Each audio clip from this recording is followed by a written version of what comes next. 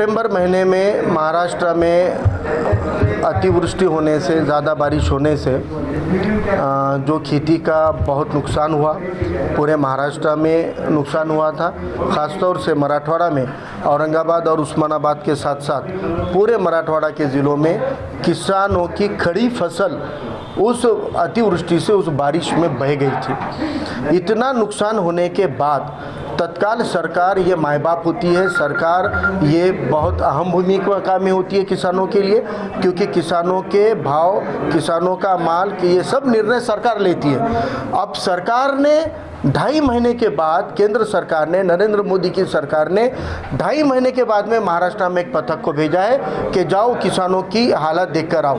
मुझे बताइए कि खेत के अंदर जब वो फसल आड़ी हो गई थी, बह गई थी, सड़ गई थी, तो 2.5 महीने तक किसान अपने खेतों में वो सड़ी हुई फसल को वैसे ही पड़ने देते, या जो रबी की फसल पेरनी थी उसके लिए उनको 2 हफ्ते में वो फसल को हटाकर, मिट्टी डालकर, खेत को बनाकर उनको नई फसल पेरना ज़रूरी था, नई फसल की उसके अंदर उनको लागवड़ करना ज़रूरी था, और वो किसानों ने किया। 2.5 महीने के बाद केंद्र सरकार ये किस बेस पर किसानों के ज़मीनों को, खेतों को देखने के लिए पथक को भेजती है, स्क्वाड को भेजती है, ये हमारा सवाल है। हम ये कहना चाहते हैं कि राज्य सरकार ने भी किसानों को कोई मदद, खास मदद नहीं की है, और केंद्र सरकार भी 2.5 महीने के बाद आ रही है, तो राज्य और केंद्र की सरकार दोनों मिलकर ये नौटंकी कर रहे हैं, ये ड्रामा कर रहे हैं कि हम किसानों के लिए कुछ कर रहे हैं, लेकिन हकीकत में कुछ नहीं कर रहे हैं। मैं एक बात खास तौर से बोलना चाहता हूँ, शरद पवार का आज सुबह का ये है कि वो बोल रहे हैं कि मेट्रो, अंबानी जो मेट्रो डाल रहे हैं मुंबई के आसपास, मेट्रो का जो कार शेड का प्रोजेक्ट है उसको लेकर मैं फडणवीस और मुख्यमंत्री दोनों से बात कर रहा हूँ, और मैं